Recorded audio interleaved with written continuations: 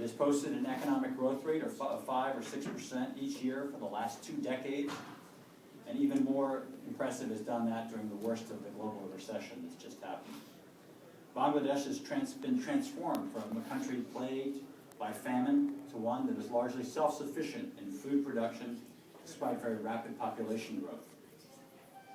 Successive governments in Bangladesh have made women's empowerment a national priority, resulting in steep drops in maternal mortality and infant mortality, and more girls attending and graduating from school.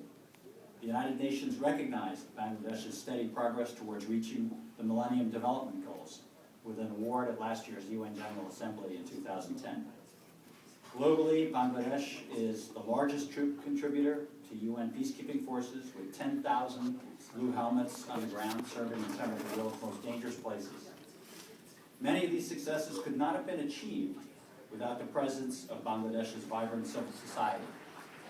Some of Bangladesh's NGOs have gone global, including BRAC, the world's largest NGO, and the Nobel Peace Prize winning Grameen Bank.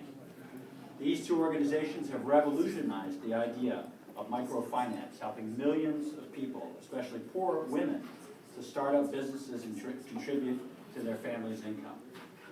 Bangladesh's global brand is closely linked to the openness of its democratic space. In addition to its vibrant civil society, Bangladesh can also be proud of its free and open media, with over 300 newspapers and hundreds, if not thousands, of television, radio, and web outlets. Institutions such as these are fundamental to democracy and respect for human rights in Bangladesh and in every other country. And the media must continue to be strengthened and given space to develop. All of us here understand the important place that a free press and active civil society occupy in any democratic country. To shore up the country's democratic credentials, the government of Bangladesh needs to ensure that media outlets and NGOs feel safe to speak their mind in each of their unique ways to move the country forward in order to reach its vast potential. We also hope the government will do everything it can to ensure that the effectiveness and integrity of Grameen Bank are preserved as a new leadership is chosen, so that this Nobel Prize winning organization can fulfill its commitment to its over 8 million borrowers. All parties share a responsibility to ensure that the same high standards that existed in 2008 can be sustained in the period leading up to the next elections in 2013. We look forward to a Bangladesh grand election that is seen as a model by emerging democracies around the world. And as befits a country in the next 11, Bangladesh is increasingly seen as a destination for U.S. investment and a new market for U.S. products. Trade with the United States has almost tripled since 2008, and a number of prominent U.S. companies, including Chevron and ConocoPhillips, have an active presence in Bangladesh and are helping to support its vital energy sector. The United States also has been proud of the role Bangladesh has played in promoting greater connectivity and cooperation between the countries of South Asia. Bangladesh was the original proponent for the South Asian Association for Regional Cooperation, SAARC, which brings together the 8 countries of South Asia, including India and Pakistan. Recent bilateral visits by Prime Minister Singh of India to Bangladesh and to Dhaka have resulted in a series of landmark agreements on border demarcation and cross-border cooperation, with agreements on water sharing and transit expected in the near future. Bangladesh is also playing an important role in Afghanistan, with reconstruction through BRAC, which has a huge presence in Afghanistan, promoting health, education, and microfinance. BRAC currently operates more than 2,000 schools in Afghanistan and has made loans to more than 100,000 Afghan households.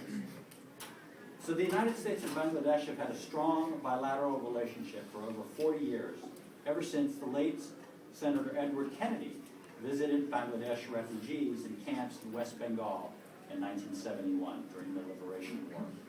And it continues to be one of the largest recipients of development assistance in Asia, as we seek to help a friend and partner reach its goal of becoming a lower middle income country by the year 2021. Since 1971, the United States has provided over $5 billion in development assistance, and Bangladeshis now have better access to health care, electricity, increased agricultural productivity, and better nutrition. Bangladesh continues to face specific problems stemming from climate change, population growth, some poor health indicators, and food insecurity.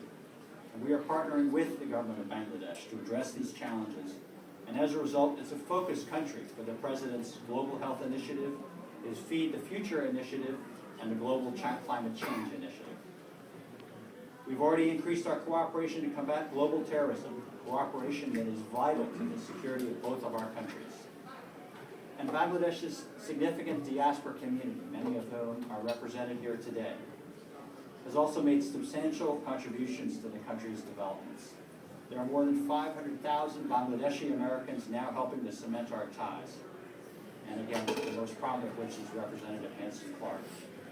There are many other Bangladeshi Americans making their mark in politics, business, academics, and other fields. So in conclusion, let me again thank the organizers and the sponsors of today's Bangladesh Brand Forum. My deputy in charge of South Asia, Dr. Alyssa Ayers, represented the U.S. State Department at the previous Meet Bangladesh event in London. And I'm pleased that this year we were able to bring the forum both here to the United States, to our capital, and to New York City, the unofficial capital of the Bangladeshi American community. Although maybe that's better described as Queens.